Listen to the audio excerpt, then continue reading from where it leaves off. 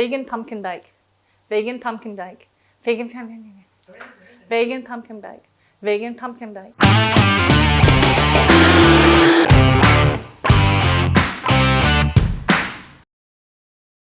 This is a really cool recipe. It's a spin-off from my potato bake out of my cookbook, Plant-Based Love Stories. It's really delicious. And really all I've done is changed the potato bake into a pumpkin bake. I know, right? It's genius. So if you get the book, get the book. Let's be honest, it's very good. You can change it out, like sweet potato, pumpkin. You can mix potato and sweet potato. You can just do pumpkin on its own. You can mix pumpkin and, sweet potato and potato. It doesn't matter. Like the world's your oyster when it comes to incredible vegetables like this. But this is so easy.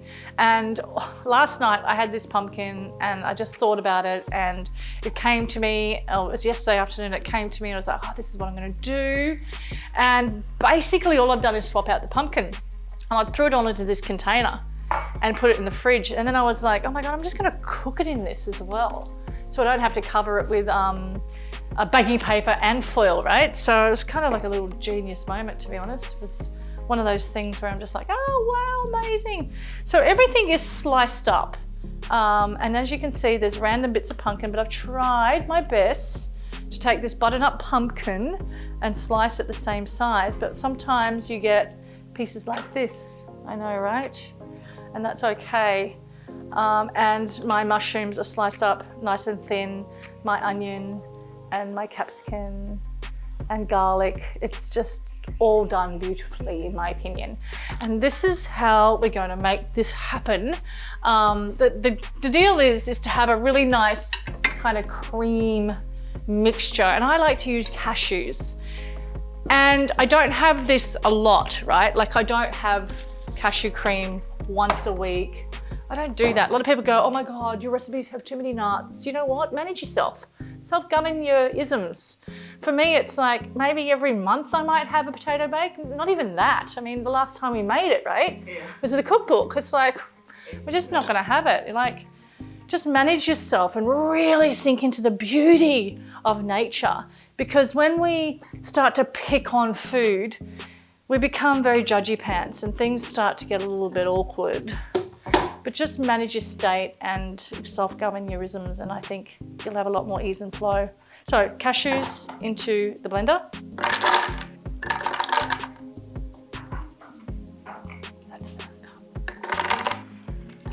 Raw cashews actually are the best to use, not toasted. Once I did use roasted cashews and it was really nice. They had this really cool flavour and different, but cool. Water into blender. Okay, and I want some savoury yeast because I want it to be cheesy. Now savoury yeast is normally called nutritional yeast, or it's normally called savoury yeast. It's actually funny. For some reason it has two names, so don't panic. And sometimes it's yellow and sometimes it's not. Have a look at that. It's a dormant yeast. It smells yeasty. Dormant means it's not activated when it comes to heat, like baker's yeast, right? Like you put baker's yeast in bread and in sweet breads and donuts and things like that, and it expands the gluten and all that. This one doesn't do that. It's a dormant yeast. It's just a cheesy flavour. I don't use it often. Sometimes maybe like, I don't know, like hardly ever, to be honest. But when I'm having people over and I'm making something, I might use it in one of my dishes. All right, we're gonna blend this till it is completely creamy with no grittiness and sandiness of the nuts at all. And a high-speed blender is like God's gift to a kitchen. And if you don't have a high-speed blender, it's okay. Just stop and start your blender, check it when it's stopped, check that the actual mixture is really creamy. And it might take a little bit more time. These are a great investment.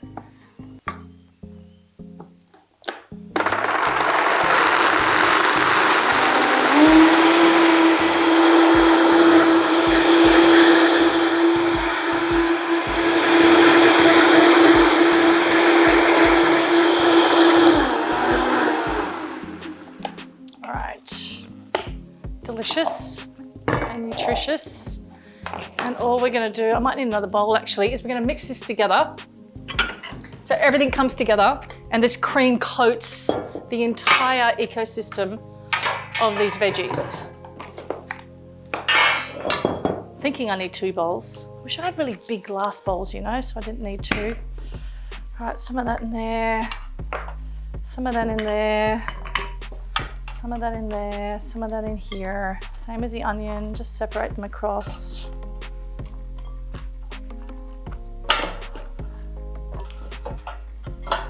Okay.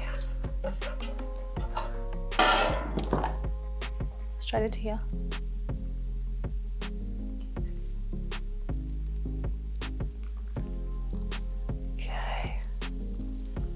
And then I want to put more salt and pepper in there, but I want to taste it first and mix all these flavors through. And as I'm mixing, oh, the garlic, don't forget the garlic, everybody. Don't forget the garlic, don't forget the garlic, Cynthia.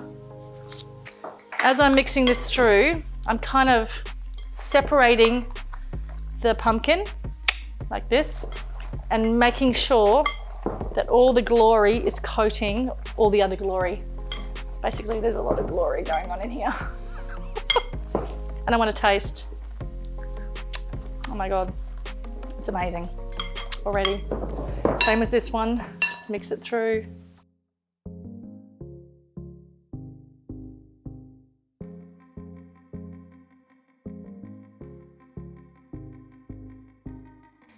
You might not have a bain-marie tray like this, like it's quite deep, right?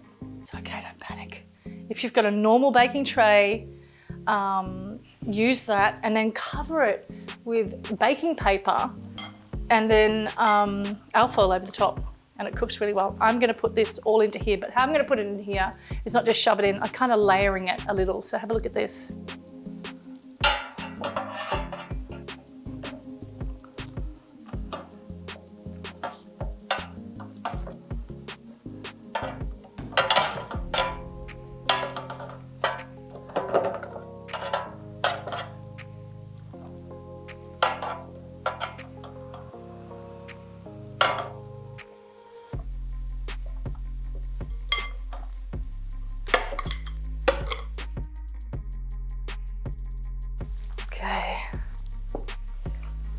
All right, now I'm gonna clean up around the sides so that doesn't burn and wash my hands.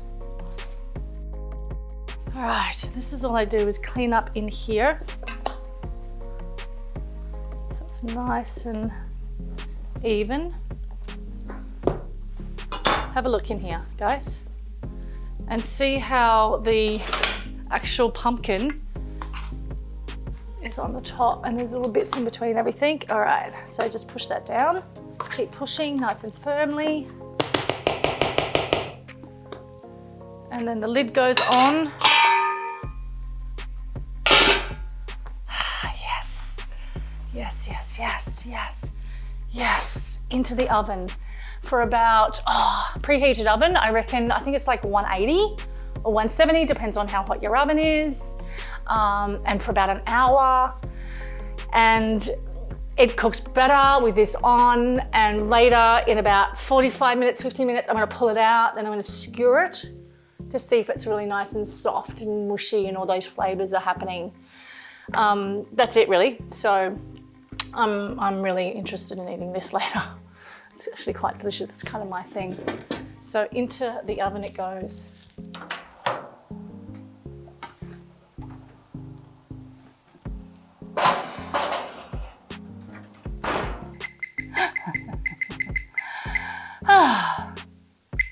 And this needs to stay on my body because I'm going to walk around here and I'm going to forget it and it's just going to be there and it's going to go, oh, beep, beep.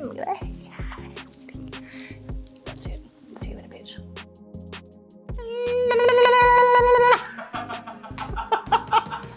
The bell went off. Oh, yeah. All right. Have not opened this yet. Here we go. Okay, I'm gonna need that because it's too hot. It's too hot. Okay, so this is what you need to do at home too. Like, do not serve this now. It must rest. I don't know whether you guys feel the same way. Like when you have like lasagna, you don't serve it straight away, you let it rest and let it melt into its glory. So check this out, it's very hot.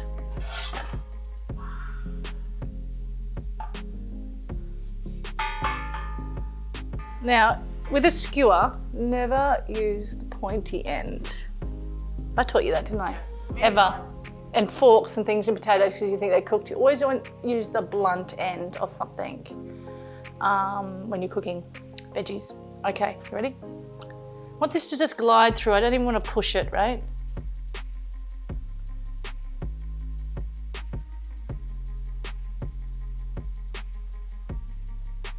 Okay, that's beautiful, but I want it to completely rest.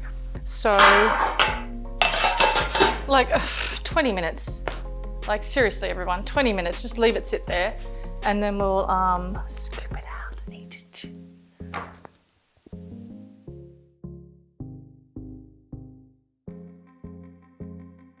It's been sitting here for like how long? 20 minutes? More, 30 minutes. I'm glad it's still so hot.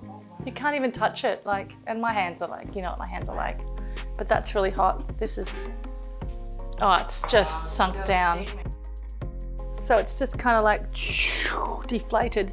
Thank goodness. Now it's kind of manageable, right? Oh, what do I need to get this out? I reckon this. All right, this is what I'm gonna do. I mean, look at it. Reminds me of my mum's mac and cheese with all the crispy bits around the outside. Do you know, like, and you just want to eat that, you know? Oh, I used to love her mac and cheese. All right, I'm gonna take.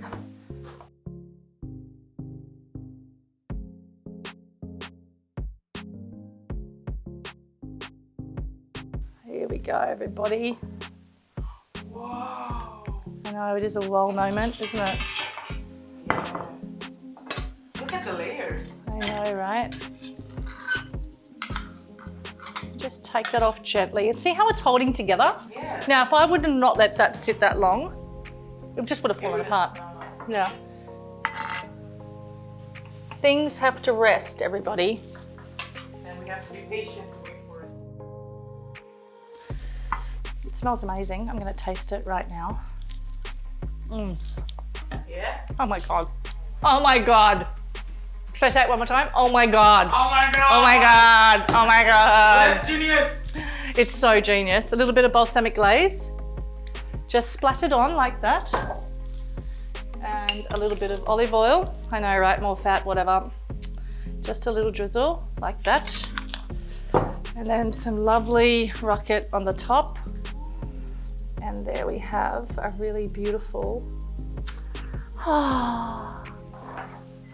little yum yums. Oh, it's so good. God, it's so good. Seriously, guys, like, come on, look at this.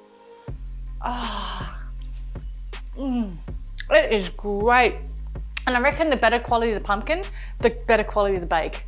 You know what I mean? Like a green pumpkin, we've cooked with a green pumpkin before, me and you, right? Yeah. And it's been crap and it's just spoiled everything. So the better quality the pumpkin, the better quality the outcome. Okay, I'm gonna go. This is gonna feed like 5 people, at least, 5 to 6. Yeah. It's my dinner, goodbye.